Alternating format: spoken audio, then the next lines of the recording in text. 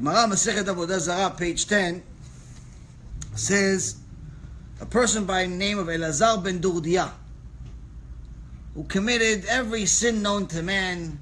There wasn't a woman that he wasn't with. Went with all types of prostitutes. Shem Achem, he had money and he had a big Yetzirah. One day, a high-priced prostitute that he had to travel for tells him something that he's never heard before. Tells him, somebody like you can never do tshuva. She's not exactly a tzadikah. But when the Rasha tells you you're a Rasha, you have a problem. I know somebody that one time he got arrested. He tells me, it was the first time I got arrested. I didn't think it was such a big deal. Got arrested, big deal. Until the criminal that was also in a cell with me told me, what are you doing here? We're all criminals. What are you here for? And I realized I'm not a criminal. I just got into a fight or something. Whatever he did. He's like, that's when I realized there was something wrong with the picture. That's when I realized I don't belong here. When the prostitute is telling you you can't do tshuva, you have a serious problem, my friend. So Elazar ben Durdia took it to heart and ran to the mountains and started begging at the sky and asking the moon and the sun to pray for him. And they said, we're sorry. We have to pray for ourselves. So he screams to the sky, pray for me. Sorry, we have to pray for ourselves. Screams to the mountains, pray for me. We're sorry. First we have to pray for ourselves. So Chazal, the Bet Levi, asks a question. It's a very good question. What do they have to pray for? What sin do the mountains need to pray for? Okay, fine. The sun is an angel. It honors Hashem every day. The moon is an angel. It honors Hashem. Everything is an angel. Fine. But they're saying to Elazar ben Durdia that they have to pray for tshuva. What tshuva do they have to do? What? They went with the prostitutes. They stole. What did they do? So Bet Levi says an amazing chidush. He says, every single action that you do affects the world around you. How do we know? In the door of the flood, the generation of the flood of Noach, Chazal explains to us that Hashem had to destroy the entire world all the way up to the point that he had to take out, I believe it was 6 or 9 feet of ground and destroy that too. The actual ground he had to destroy. Not just the people, not just the animals, but the actual ground itself he had to destroy. Why? What did the ground do? What did the animals do? So the animals all became residents of San Francisco, became homosexuals. And aside from being homosexuals, they started going from species to species. The zebra was with the lion was with the horse, Shem Achem, everyone was going, nature was going against itself. Aside from that, the ground was continuing to swallow the blood of murder, which is either murder from physically murdering somebody or murder from wasting seed, hiding the crimes of the people. How did all of this happen? Because man is the reason why Hashem created the world. The actions of man affect the nature around him. Because man was so evil, the world around him became evil. The animals became evil, the trees became evil, the ground became evil, everything became evil. So Hashem had to destroy all of it. Because if it was just man, Hashem would just destroy man. What did the tree do? He said the tree became evil too. So when Elazar ben Dordia came to the mountain, he said, pray for me. He says, what pray for? All the sins you made, I have to do tshuva now. Look what you did to me. I have to do tshuva because of your sin. And he's not joking. He's not exaggerating. You wasted seed, I have to do tshuva. You know how many times people suffer without even knowing why, but in reality it's because of somebody else's sin?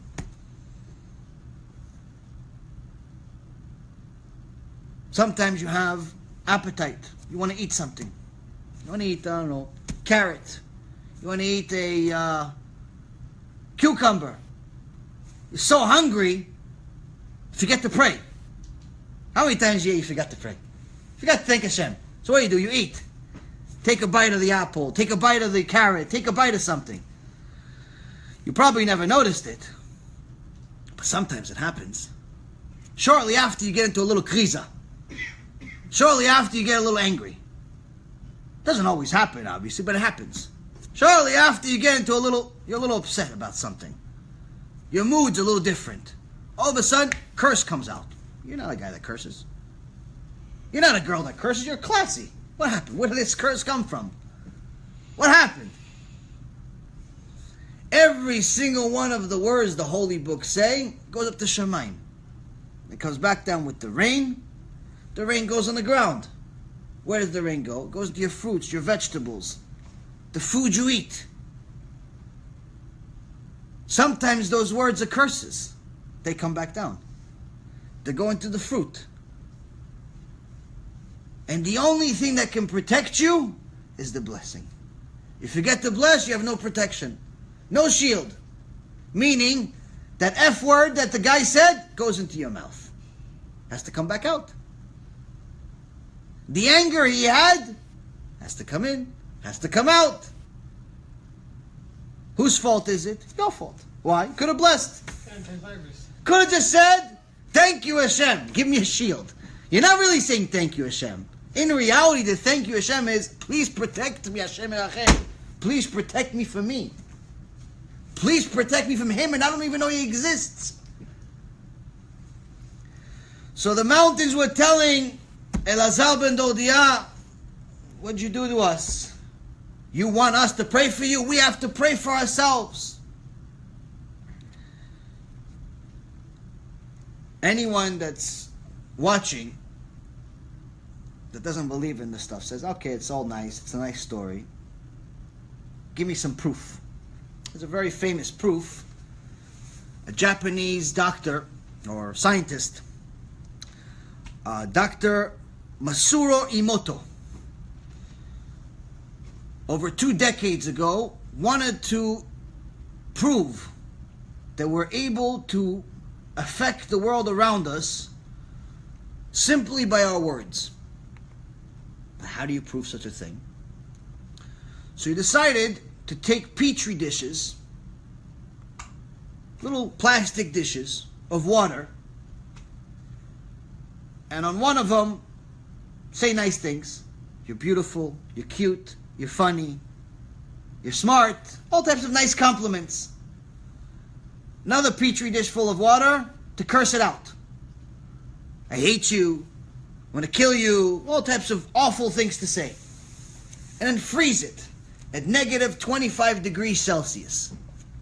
And then look it up in a microscope with 200 to 500 times.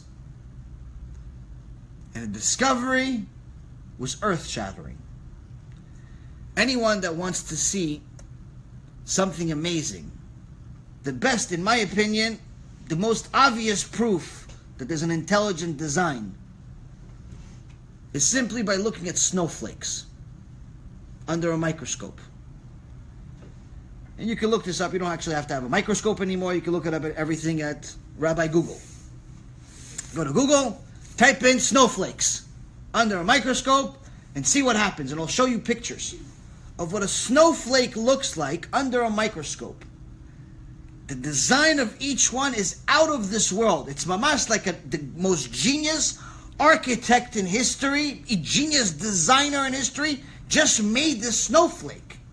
It's a snowflake. And you'll never find two snowflakes that are identical. Each one of them is more beautiful than the next, and they never look alike. They're all different.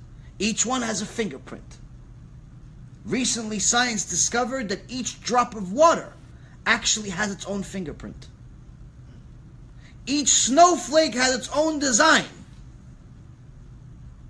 So now, how do you look? You see it through a microscope. So Dr. Emoto, the Japanese non-Jewish doctor, non-Jewish scientist, wanted to see what happens to water when I curse it, water when I compliment it. When he saw the water that he complimented under the microscope after freezing it at negative 25 degrees Celsius, he sees the beautiful designs of the crystals of the water that are similar to what? Snowflakes. Stars of David, stars like this, stars like that. Beautiful, amazing stars. Amazing. Now it's time for the other one. Also, the ice looks exactly the same. This is a petri dish with ice. This is a petri dish with ice. They look exactly the same on the surface. The naked eye can't tell the difference. Unless he labeled it, he wouldn't know the difference. So now he looks at the water that he froze, but he cursed at that water. Looks exactly the same. Clear water, everything's the same. But under the microscope, it looks like death. Dark, ugly shapes. And not ugly because of bad taste. Ugly by anyone's definition. Strange shapes. Round, weird, and very, very dark. Showing us that just simply the words we're saying had an effect on water.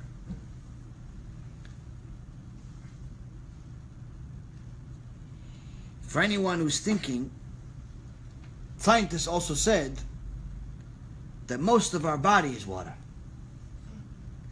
So if the dirty language we use affects the water outside of us, simply by cursing at it, it becomes dark and ugly and disgusting instead of beautiful, perfect stars. What is it doing to the stars inside us? What is it doing to the water inside us? A chemist student by the name of Tomer Rabiav attended some of Emoto's lectures and wanted to test it himself. But he wanted to test it differently. He wanted to take white beans and see what happens to them. So he took 3 beans. 1 bean, he would water it with regular water and then give it compliments. The 2nd bean, he would water it with regular water and curse it out. And the 3rd bean, he'd water it with regular water and read Tehillim, Psalms. The findings were even more amazing than he thought himself. Between the compliments and the curses, the findings were identical to what Emoto found. The one he gave compliments to, the bean grew up to be beautiful. Quickly, over the next couple of weeks, it grew to have a nice little stem. The one he cursed at, the bean died. Didn't grow anything. Just died. But the one he read Psalms to grew at nearly 4 times the size of the one that he gave compliments to. Showing us even further that Divrei Kodesh have even higher significance than anything else. And for anyone who doubts it, there was also a physicist by the name of Dr. Arik Navik, that tested it exactly the same way, tested both of these tests himself, and got the same results, and even better yet, each and every single one of you at home can do the same test. You just have to have a neutral environment, meaning you have to make sure that you're the only one present next to these petri dishes or these beans or whatever you're growing, and no one else is interfering. Point being is that we learn here from Chazal, from Gemara Avodah Zarah, page 10, from nearly 2,000 years ago, that the simple words that come out of our mouth have an effect. Elazar ben Dordia realized that his situation was hopeless, and the only thing that he has left, now that he finally realized that not only has he sinned, because the only thing that led him to sin was his arrogance. His arrogance that made him believe that he could beat the system. His arrogance that made him believe that he is the system. He realized, I was wrong, I only came from a putrid drop. And now that this prostitute is reminding me that I won't be able to do tshuva, I realize that I'm also going to die soon. A year, 5 years, 10 years, 50 years, it's all soon. Your life is like a corridor. Before you know it, it's gone. Then real life starts. He realized this. Everything hit him once. What do I have to do? I'm going to have to go meet my maker. What am I going to tell him? I went with every prostitute. I never prayed. I never did Kriyat Shema. I never thanked him. I used the tools that he gave me against him. What am I going to tell my maker? And his hopelessness, realizing that no one would even pray for him, not even the mountains, made him realize that the only thing he can do is cry himself to death. And that's what he did. He cried until he died. And Chazal says that a bat kol, a heavenly voice, came out from Shamayim, saying, Olam HaBa welcomes Rabbi Elazar ben Dordia. Was he a Tana at this time? He was not a Tana, he was a Rasha Merusha. That he did tshuva. He did tshuva, complete tshuva in a moment. But the tshuva that he did, a lot of people say, use this as an example of, see, somebody can do tshuva in a moment. It says that Rabbi Yehuda Anasi, Rebbe, heard the bat kol also. Heard the bat kol. He knew Elazar ben Dordia. And he says, some people work their whole life 70 years to hopefully get a place in Olam HaBa. And some people earn it in a moment. And some even have the benefit of having Shamayim call them Rabbi. How did this guy get it? Rabbi? How? Can you cry yourself to death? Can't even cry myself to sleep. Exactly my point. The tshuva that he did is not something that's feasible. He's one in a billion. The tshuva that he did, it's not something that is even possible in our generation. The tshuva that he did was something that literally, crying yourself to death. In an instant, going from Rasha Merusha to Tzaddik, Yesod Olam. It's not normal. Point being is that once he realized that he has to pay din v'cheshbon,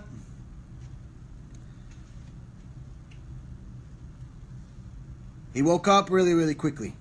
I've heard enough. New arrival screams echoing through the hallway to know that this ain't good. Once they pass them through the infierno, they don't come back. It's enough to make you go crazy. Do not think we fear you, Spirit.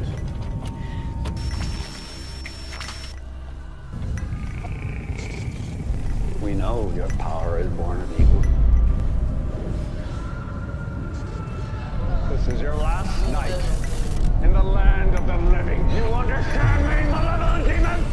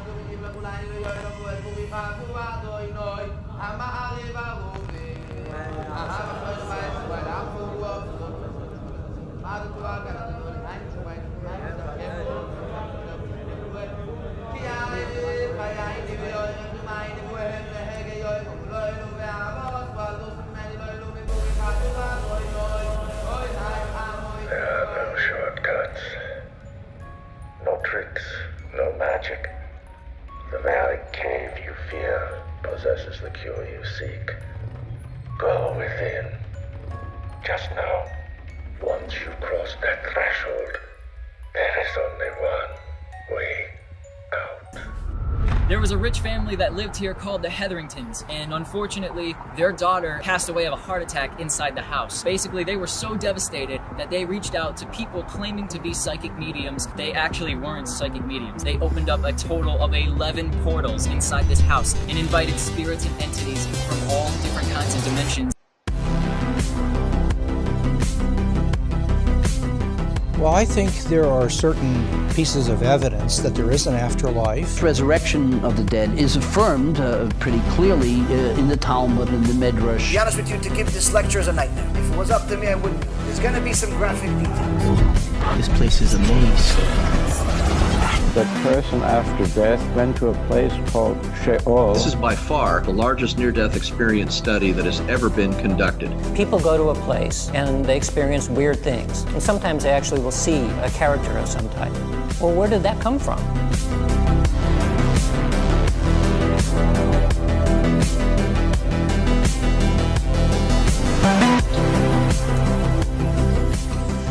I don't know why that one chain is swinging back there.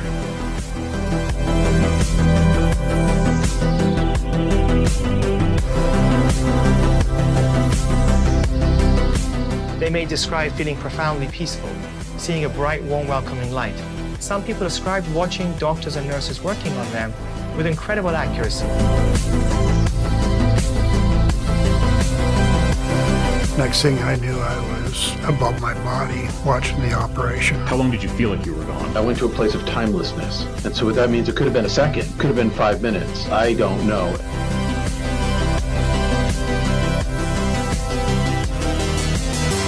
Can you imagine waking up from your sleep and not being able to move? As I'm lying there, I realized that there's an evil presence next to me. Do you believe that angels, demons exist? Holy shit, dude, get out of here! Oh my god, dude! Strange things keep happening. Bizarre nightmares, as if I'm on fire. Whoa! What the hell is this? Man, I've got bad chest pain. Satan's Hollow is what it's called, the portal to hell. Some people calling it an eye of fire, while others said it looked like the portal to hell opening up. And the next thing I know, I was outside of my body, looking at my body.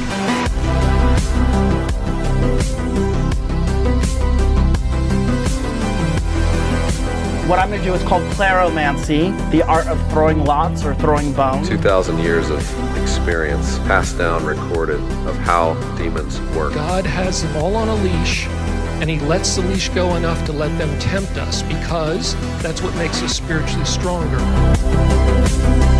I'm trying to be as graphic as possible so you understand what we're talking about. It's your ticket to reality. It's your ticket to freedom. It's your ticket to immortality. Is there an afterlife? Is there a It's God? the type of information that can keep you away from the Yetzirah. What happens to us after we die?